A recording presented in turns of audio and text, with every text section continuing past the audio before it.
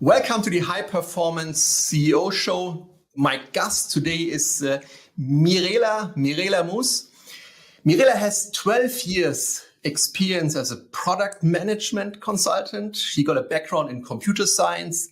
She has an MBA, and she's the founder of Product People, an amazing product management consultancy with around 45 full-time in-house product managers. And they help as interim product managers Europe top companies such as Tier, Zalando, or Mayo.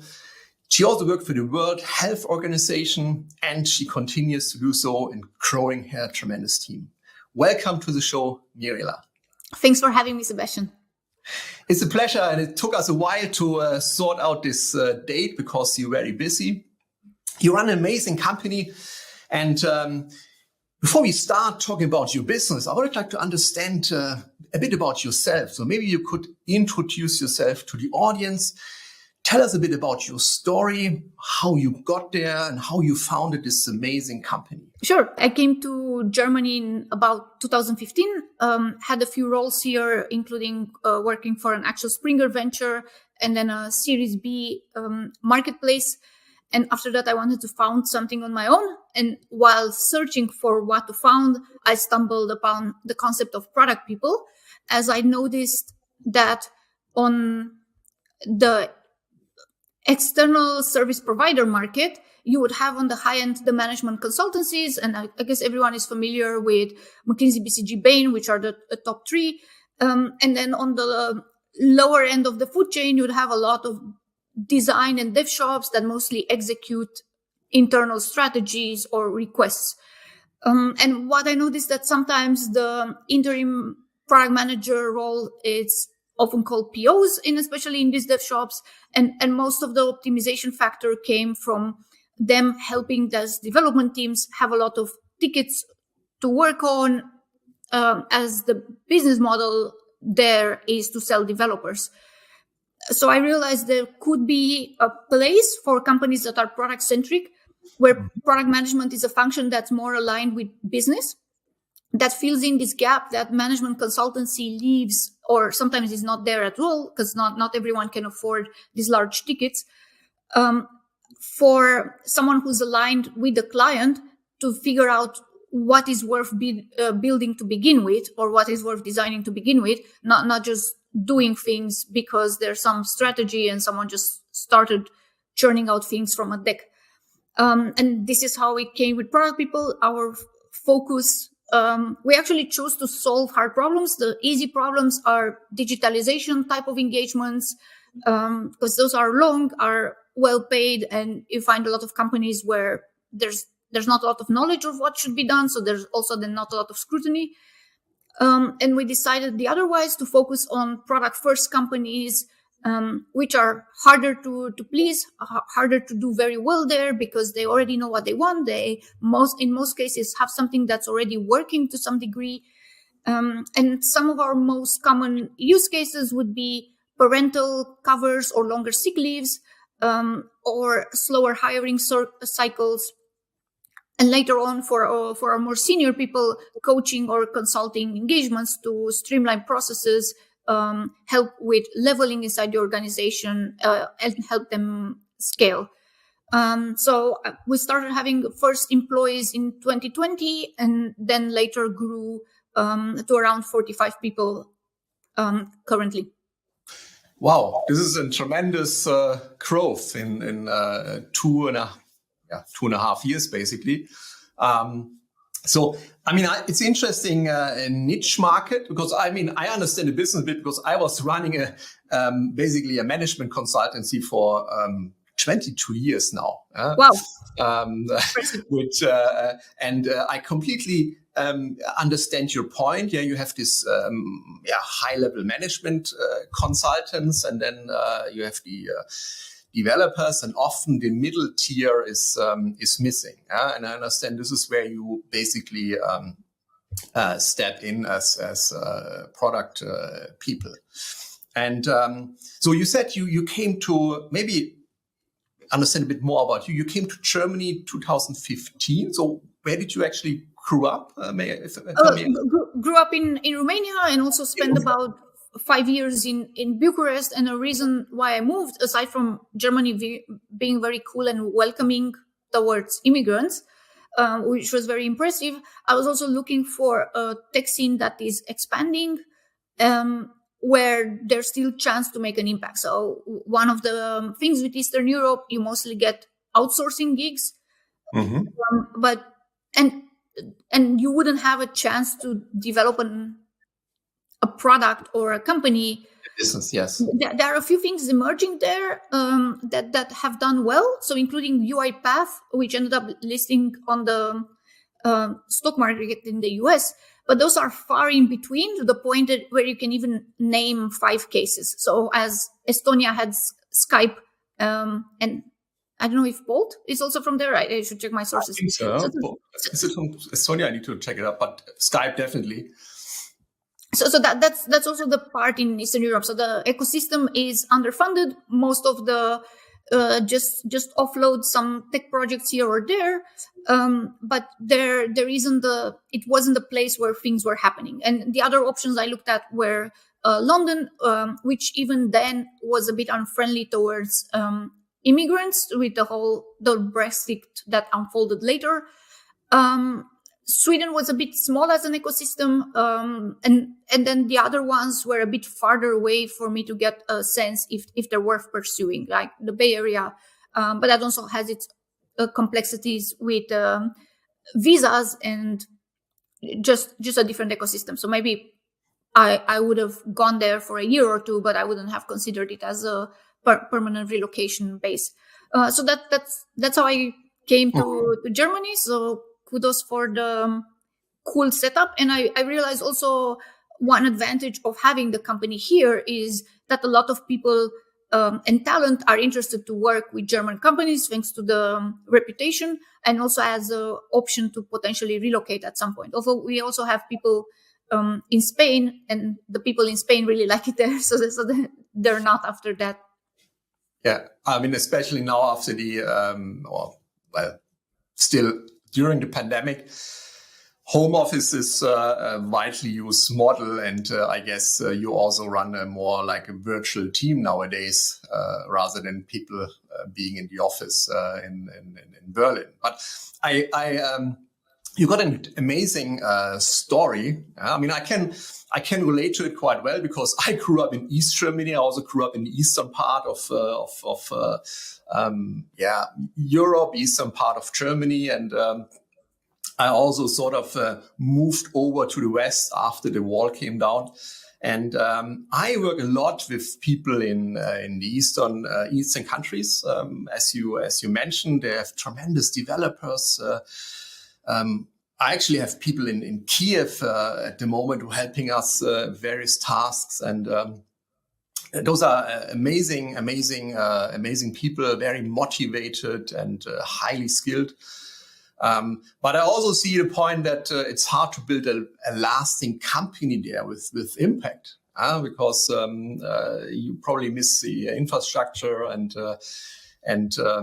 I guess also from a perception point of view, it's not also perception, but also talent. So we currently don't have anyone working out of Eastern Europe, as the expectations on product management haven't reached the level that we want there.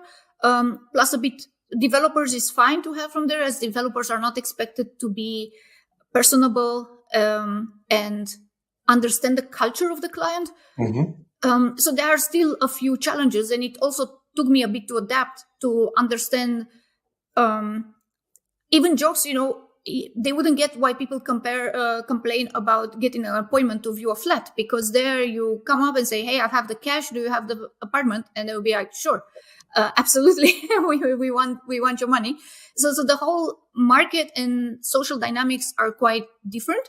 And as for product managers, you need to understand the users and you need to understand the stakeholders where you're operating. So we were still the most successful in hiring people that were based in Germany or have lived and worked in multiple countries and multiple diverse organizations. And we saw that as an attribute for success for our people. The other part, even with the talent we had in other countries like Spain or Lisbon, people still don't have the experience that the ones who have worked for a few German startups have. Just to the pace of change and speed, and you need then from that side to ramp them up a little bit, also on the cultural side. So most of our clients are based in Germany, UK, Switzerland, and a bit of Scandinavia, and you need to also have the immersion in this culture and how to operate effectively, with of course the difference between British and Swiss cultures being less direct than the German one, that needs also an extra layer of adaptation. It was so interesting. When I had a podcast interview yesterday where someone interviewed me, and he introduced to me a concept which I didn't knew before. He said we Germans are like coconuts, it's very hard Yes. From the outside, and then we are softer on the inside when you get us to know. But it's very hard to really break this outside. And other countries like the British, like people from the UK or other parts of Europe, they're like a peach, very soft from the outside. And then when it comes to topics, they can be right tough, And I completely understand, and I really admire what you do, because it's a challenge to manage these different cultures. Even in Europe, we have so many different personality types, and it's you need to train your staff quite well to be able to handle these different nationalities. I suppose, and this is most likely one of the biggest challenges you have, because, as I understand, right, as a product management consultant, you don't need to. You need more people skills, more business skills than product skills in the end. Is this? You need all of them, but if you don't have the people skills, then you don't get to use all the other skills, because first you need to build trust and credibility, and make yourself visible at the client. As people are generally skeptical of agencies, a lot of time for very good reasons, because working across multiple clients, we've also seen mediocre or sometimes very underperforming agencies, as the barrier to entry is very low, right? And anyone can just set up a shop, subcontract to some freelancers, and there you go, you're done. So then it's very hard to differentiate to quality, to consistent quality of service, and processes that endure across any engagements that we may face. And then also it comes to hiring, because part of that, we also need people who are very coachable and who can adapt to feedback very fast. We've had a few challenges with people who came from high context cultures. So this would be different than the German culture, where everything is kind of veiled, and people would feel offended if they would get some feedback on a certain thing that they should change in a public Slack channel, which is definitely what we do. If there's something more personal, we would do that personally. But if we say, hey, here, there are some things to improve on this document, either you would get a comment there or directly in the document, or don't think this makes logical sense, just feedback that is not related to the person, but to the work. And it took us a while to understand and be very intentional about our culture and which type of people fit in and which type of people are not a long-term fit for us, and then go back and improve the hiring process, look at the exit interviews, look at everything we had, so that we build a very strong culture and team, as this is also a differentiator for success longer term. Very good. I mean, I looked at your numbers, at least I sort of checked it out on LinkedIn, and I saw this tremendous growth. I mean, you mentioned you started hiring the first people in 2020. And when you look at these numbers, you have 633% growth in these 2 years. So, I mean, first of all, congratulations. This is an amazing achievement. But I can imagine that you need, as this is called the High Performance CEO podcast, you need to implement some success habits, some high performance habits for you personally, and also running your organization to be able to manage this tremendous growth. So maybe talking about you, do you have any routines, anything you do on a regular basis? I mean, I guess you do, but can you share a bit about how you start your day, how you run your day? I realize that you're very responsive. So when we have email conversation, I mean, you answer almost immediately, which is amazing. So how do you organize yourself?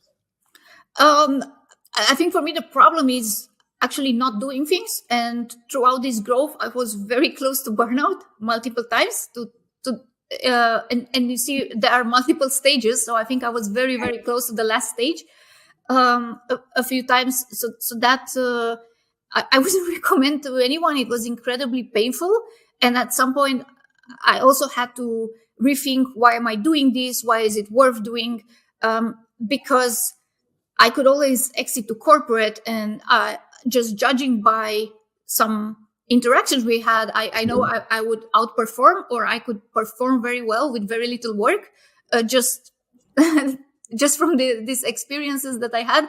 So I was like, why am I not exiting to corporate, getting this fat salary, being half sick, half of the month, then on vacation the rest of the month, then busy, and we even had this in one of our internal funny channels. Someone responded to us, "Hey, sorry for not picking this up.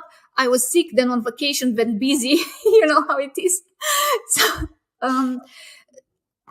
and I don't think I have very good habits. Like, I always try to get in and out of sport. I do a bit of intermittent fasting.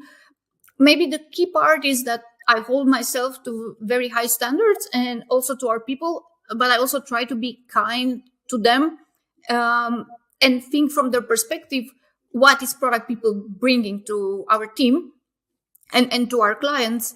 Because to be successful, we have these two stakeholders. I have myself and our shareholders. And then there's the wider product community, where we also try to give back and improve the practices across Europe, at least. I believe that was one of it. The other part, I'm slightly introverted, but not to the point that it's awkward, but to the point where I prefer winding down with a book or in some quiet place rather than going to a club. I mean, when I hear people, "Oh, I went to this club during the weekend," I was like, "Oh, that's been the most horrible thing. Hope I don't need to go for a client." It sounds noisy, and the last thing I want to do after a whole week of talking and having client meetings and everything is to go to a noisy place and stay up all night. And then that made me write things a lot more and try to think of processes and systems where I wouldn't need to talk with people, or I wouldn't need to do that. I think we are far away from an async culture, but we try to have a lot of written things when needed, and try to solve that. Some part that influenced me is also thinking in systems, how we set the right incentives. But I think most importantly, everything, it boils down to hiring, because whenever we hired people that were not a fit, they would always find something in our guideline or in our playbook and somehow twist it or do it in a way that was unsavory towards what our intention there.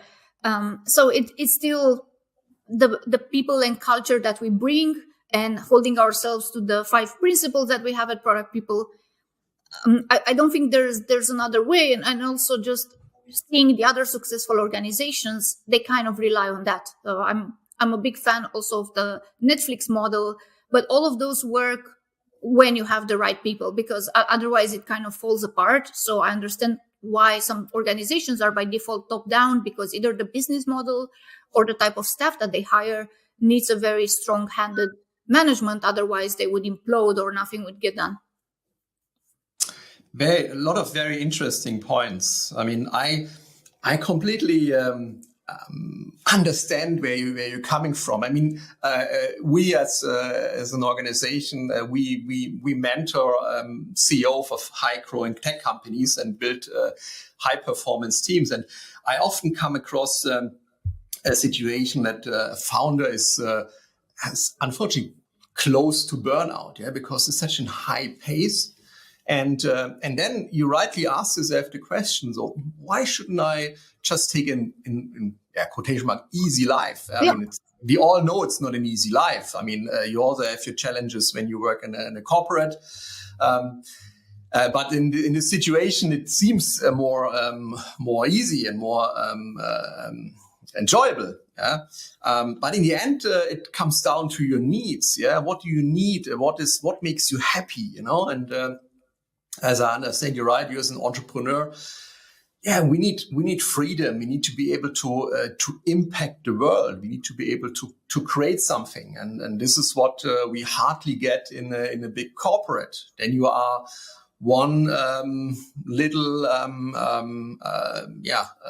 element of a big organization, and in your case, running this company, you can shape and you can change things. And I think this is one of the biggest, at least when I look at my client base, one of the biggest drivers which really keep people in the game and keep people stay as an entrepreneur. And sometimes it's important to reflect and really, when being so involved in running the business, is stepping away from the business a bit and asking yourself, okay, why did I start in the first place? So what is driving me? And this is what we do often in our coaching events. And then I mean, obviously, when you grow like this, you said you implemented systems and procedures. You need to detach yourself from the business, to working on the business and not in the business. And you can only achieve this by setting up the right structures and team. And I mean, you have your team in place. You have people for all kinds of activities. So you are on the right path of creating a self-sustainable organization, which is amazing. Thanks a lot, Sebastian. So I agree with the impact being a motivation. I would disagree a bit with the freedom, because if you take a venture-funded business, they have VCs and they have their employees, and there are a lot of things to be accountable for their clients. So you're not free. Not free in this sense, right? But in the end, you can shape more than being a manager or an executive in a big corporate. Yes, but I wouldn't count on freedom. I feel an immense sense of responsibility to my employees to have the runway, have the success of the company, so that when they would at some point potentially leave product people, they would be super proud to be from there, right? How people put this X company 1, X company 2 in their LinkedIn. I want product people to be that, to be a great place to be from, a great company that our clients say they work with, and that doesn't come easily. And at the same time, as a founder, you have the shareholders, you have the employees as very strong stakeholders. So I would doubt the freedom part, because I get this from people approaching me. I want to be a founder because I don't like I don't like what this, that I'm micromanaging. And it's like, well, this is not what you're going to expect. You're going to have even more stakeholders and even more responsibility. So if this is what you're running away from, look for something else. Maybe freedom is the wrong word. But what I mean is, you can, with your company, you create an impact, you shape something, you really create a lot of value for your clients. And in the end, it's all starts with a thought. It's your wish to do this, and then you execute it and you put it in place. And this is, of course, I mean, you have a lot of responsibilities. You have VCs, stakeholders. I mean, I get this. I'm also an investor, and I invest in startups. But still, when you see a bit more from a high level point of view, with freedom, I mean, you made a decision. You want to implement a company. You want to create something, and you're executing it, and you achieve something in the long run. And this for me is freedom. It's your decision, and you're doing amazingly well. When you look at the last 2 years, I mean, you talked a bit about challenges that you need to create the right culture, find the right people, hire the right people. And also fighting burnout. So I really appreciate your openness. What do you think was the biggest challenge so far in your journey as an entrepreneur? There are so many. I wish I would have taken some decisions sooner. And especially with staffing, it's pretty hard for a company that started out as bootstrap, because we talked that we hired the first people in 2020, but before that, I was setting up the stage for this since early 2018. So it took quite a while to be able to spin this up without any external funding.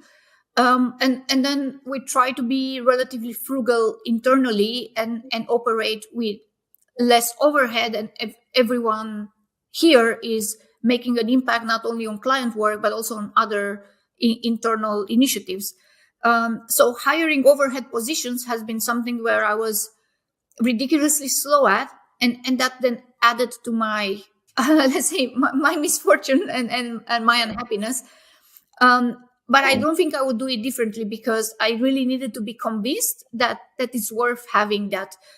So for one example, our recruiting process has evolved organically internally, and it's quite different than how other companies recruit, again, because our business is quite different. So we're not this startup that pops and then disappears or sells or exit in some way. And we look for different type of profiles. And one of the things that we've added to our detriment very late was a culture fit call done by a talent acquisition person that screens for certain character types. Having this culture person doing these interviews is a fantastic idea. I mean, we do personality assessments with people we hire, and also the clients I work with. We're doing certain assessments, basically looking at 3 dimensions. One dimension is behavioral tendencies. Yeah? So how do they behave? What kind of personality type they are? Then motivation, what is motivating them? And then last but not least, thinking patterns. So do they have any blind spots when they think, when they make decisions? How are their people thinking? How are their system thinking? And I mean, these assessments, they're not a basis for decision, but it really helps understanding personalities and people, yeah? Especially when you hardly meet them anymore physically and you hire them remotely. I have a startup. They have people all over the world. They have a development team in Argentina, and so they only hire via Zoom and run the whole organization virtually. So a lot of aspects to think of. But when you look at your organization, look a bit in the future. What is on the horizon? What do you plan? What are your plans for further expansion? Are there any new services lined up? What is your on expansion? I think we didn't even hit the tip of the iceberg on how many companies we could serve with our product management services. Sometimes product ops or program management, depending on case. And we want to be the largest company doing this in Europe. So that is our goal. On type of service expansions, there are a lot of adjacencies. So coaching or advisory on product management, not just the interim work, helping build new product lines, which we've already tested at a few clients. So this could be also for our people once they mature throughout the organization and they would get bored of doing yet another interim PM maternity cover here and there, working with a dev team. They would want to do something more or something different. Then we would have also options for them as they grow in their role. We want to continue serving product management and related functions, where we have no interest in going into offering development services, because I think that's already a very crowded market with a lot of undifferentiated, but some also differentiated services. And I hadn't have a good experience with the do everything shops. So the difference would be with the venture builders. I understand that this is very early stage. So kind of anything you do there should be relatively fine. The problems are when you start to scale and have more sophisticated needs. So those make sense to have product design, dev, and ship the venture together. But for all the others, I would suggest, if you're looking for a vendor, look at one that's really good on design and the type of design that you're looking for. It's either branding or product design and anything else. And same for development. Are you planning to do a mobile app? Then look at companies who have a strong track record of mobile apps with high traffic. And not just, oh yeah, we do that as well, but we can also set up a WordPress or workflow and anything being focused and differentiate yourself from the competitors. But I mean, these are amazing plans, being the biggest shop in Europe. And community, as we also serve the wider product management community, where we went for free weekly events, which we live stream on YouTube, LinkedIn, and a few other channels. That has no catch you type of thing. So you can go at any time, review the free content.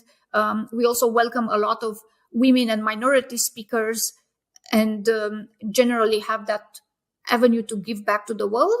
And I think also with the community, we're just getting started because we're not the largest product management community in Europe. We're not the go-to place whenever you have a question about product and how to upskill yourself. There's so much more potential we can be tapping into. Amazing. We will definitely stay in touch. Mirela, thank you so much for your time, and good luck for your future plans with product people and also personally. Thank you so much. Thank you so much, Sebastian. It was a pleasure. Speak soon, Mirela. Bye-bye.